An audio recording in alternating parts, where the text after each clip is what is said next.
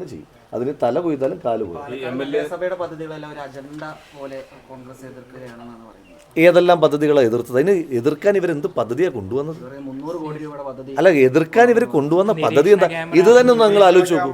ഇത് തന്നെ നിങ്ങളൊന്ന് ആലോചിച്ച് നോക്കൂ. ഒരു സ്വകാര്യ സ്ഥാപനം ഒരു CSR ഫണ്ട് കൊടുത്തതാണ്, അല്ല എന്തൊരു പദ്ധതിയൊന്നുമല്ല. പാലക്കാട് മുനിസിപ്പാലിറ്റിയുടെ തനത് ഫണ്ടിൽ നിന്ന് എടുത്തുകൊണ്ട് പോകുന്ന എന്തൊരു പദ്ധതിയൊന്നുമില്ല. തനത് ഫണ്ട് വെച്ചിട്ടാണെങ്കിൽ അവിടെ പാർക്കിന് വേണ്ടിയിട്ട് വെച്ച സ്ഥലമല്ല. എന്ത് പാർക്ക് കൊണ്ടുവരാഞ്ഞ്? ശരി, ഇത് വന്നു, ഇത് കൊണ്ടുവരട്ടെ. പാലക്കാട് നഗരസഭയുടെ ബഡ്ജറ്റാണോ? എൻ്റെ പൊന്നു സുഹൃത്തെ, ആ റെയിൽവേ സ്റ്റേഷൻ എടുത്തൊരു കംഫോർട്ട് സ്റ്റേഷൻ പണിയാൻ പറ്റാത്ത ആളുകളല്ലേ ഇവർ? ഞങ്ങൾ മുടക്കിയോ? അത് നമ്മുടെ റെയിൽവേ സ്റ്റേഷൻ എടുത്ത് മൂത്രം ഒഴിക്കാൻ ഒരാൾ വന്നാൽ അതിന് സൗകര്യം കൊടുക്കാത്ത ആളുകളെ പറ്റിയിട്ട് നിങ്ങൾ ഈ പറയുന്നത് ഞങ്ങൾ മുടക്കിയെന്ന്. ഇവിടെ MP Shri V K Sreekandan അദ്ദേഹം കൊണ്ടുവന്ന ബസ് സ്റ്റാൻഡ്, ആ ബസ് സ്റ്റാൻഡ് എത്ര വർഷമായി? ഒരു അവിടെ ഒരു ടോയ്ലറ്റ് കൂടി പണിഞ്ഞാൽ ആ ബസ് സ്റ്റാൻഡ് പൂർത്തീകരിക്കാൻ പറ്റും. അത് പണിയേണ്ടത് പിന്നെ മുനിസിപ്പാലിറ്റിയാണ്. ഞാൻ പറഞ്ഞതാണല്ലോ, നിങ്ങൾക്ക് ഫണ്ടിൻ്റെ അപര്യാപ്തത ഉണ്ടെങ്കിൽ ഞാൻ ഫണ്ട് വയ്ക്കാൻ തയ്യാറാണ്. ആ പദ്ധതി വരട്ടെ, ആളുകൾക്ക് പ്രയോജനം കിട്ടട്ടെ. ചെയ്തോ? ഇനി സ്റ്റേഡിയം, ഞാനും അതുപോലെ തന്നെ ബഹുമാനപ്പെട്ട കേരളത്തിൻ്റെ കായിക വകുപ്പ് മന്ത്രിയും നേരിട്ട് കത്ത് കൊടുത്തതാണ്, മീറ്റിംഗ് വിളിച്ചതാണ്. ഇവർ വന്നില്ല, ഇവർ സഹകരിക്കുന്നില്ല. എന്താ സ്റ്റേഡിയം വരാൻ സമ്മതിക്കാത്തത്? നിങ്ങളത് അന്വേഷിച്ചിട്ടുണ്ടോ? സ്റ്റേഡിയം വരാതിരിക്കാൻ മുനിസിപ്പാലിറ്റി ശ്രമിക്കുന്നതിന് ഒറ്റ അജണ്ടയേ ഉള്ളൂ. അവിടെ പതിവായി നടക്കുന്ന എക്സിബിഷൻ ഉണ്ട്, അത് മുടങ്ങിപ്പോവും. എക്സിബിഷൻ്റെ വരുമാനം എന്ന് പറഞ്ഞാൽ 2 വരുമാനം. മനസ്സിലായി കാണുമല്ലോ. ഒരു വരുമാനം മുനിസിപ്പാലിറ്റിക്ക്, മറ്റേ വരുമാനം പാർട്ടിക്ക്. ഇവരെ പോയിട്ട് ഈ എക്സിബിഷൻ നടത്തുന്ന ആളുകളെ പോയിട്ട് മിരട്ടിയിട്ട് പിരിവ് വാങ്ങുന്നത്. ആ എക്സിബിഷൻ അവിടെ കണ്ടിന്യൂ ചെയ്യണം എന്നുള്ള ഒറ്റ പോയിന്റിലാണ്. ഒറ്റ പോയിന്റ് മുനിസിപ്പാലിറ്റി അവിടെ സ്റ്റേഡിയം പണിയാൻ സമ്മതിക്കാത്ത. ഒന്ന് ആലോചിച്ച് നോക്കൂ.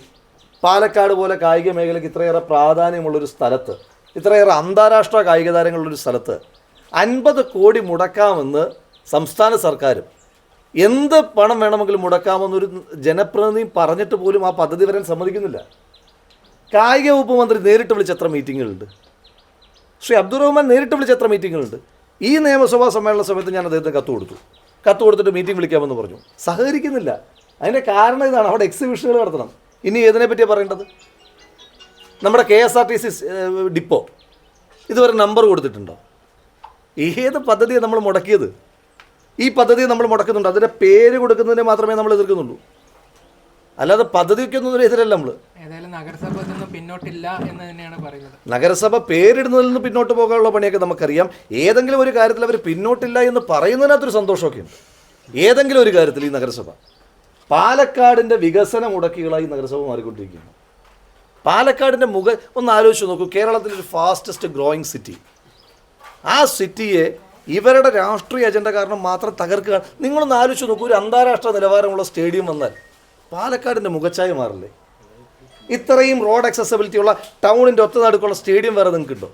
സ്റ്റേഡിയവുമായി ബന്ധപ്പെട്ട് പല ടൗൺഷിപ്പുകളും ഡെവലപ്പ് ചെയ്യപ്പെട്ടിട്ടുണ്ട് ഈ രാജ്യത്ത്. പക്ഷേ ഒരു ഒത്ത ടൗൺഷിപ്പിൻ്റെ നടുക്ക് ഒരു സ്റ്റേഡിയം നിൽക്കുക, അത് പണിയാൻ സമ്മതിക്കുന്നില്ല. കാരണം എന്താ? ഇവരെ മിരട്ടിയിട്ടുള്ള സ്റ്റേഡിയത്തിൽ ഇപ്പം വലിയ മത്സരങ്ങൾ നടന്നു കഴിഞ്ഞാൽ അവിടെ അവരെ മിരട്ടിയിട്ട് നമുക്ക് പണം കാണാൻ ഇവർക്ക് പിരിക്കാൻ കഴിയില്ലല്ലോ. അതിന് വേണ്ടിയിട്ട് മാത്രം. അപ്പം അതുകൊണ്ട് അത് വേറെ, ഇത് വേറെ. ഇതൊരു ലോ ആൻഡ് ഓർഡർ ഇഷ്യൂ ആണ്. ആ ലോ ആൻഡ് ഓർഡർ ഇഷ്യൂ പരിഹരിക്കാൻ പോലീസിന് കഴിയുന്നില്ലെങ്കിൽ വിട്ടേക്കുന്നേ. ഞാൻ ചോദിക്കുന്നത്, താങ്കളൊരു MLA കൂടിയാണ്. അപ്പം ഈ സംസ്ഥാന സർക്കാർ ഈ വിഷയത്തിൽ അലംഭാവം കാണിക്കുന്നുണ്ട്. അതായത് ഒരു കേസെടുക്കുക, ഇത്രയും 2-3 ഇൻസിഡന്റ് ആയപ്പോഴും കേസ് വൈകുന്നത് എന്തുകൊണ്ടാണ്? ഞാൻ വ്യക്തിപരമായി അതിൻ്റെ പേരിൽ ഒരു പരാതിയും കൊടുക്കാൻ ആഗ്രഹിക്കുന്നില്ല. ഇവിടെ ഇൻ്റലിജൻസ് റിപ്പോർട്ടുകളുണ്ടല്ലോ, ഇവിടെ സ്പെഷ്യൽ ബ്രാഞ്ച് റിപ്പോർട്ടുകളുണ്ടല്ലോ. അതിൻ്റെ അടിസ്ഥാനത്തിലാണല്ലോ പിന്നെ എൻ്റെ ഓഫീസിൻ്റെ വാതിക്കൽ സ്ഥിരമായി പോലീസുകാരുടെ കാവലുണ്ടാകാറുണ്ടല്ലോ. ഞാൻ ആവശ്യപ്പെട്ടിട്ടില്ലല്ലോ. അപ്പോൾ അങ്ങനെയൊക്കെ ആ തരത്തിലൊക്കെ ആക്ട് ചെയ്യാൻ അവർക്കറിയാം.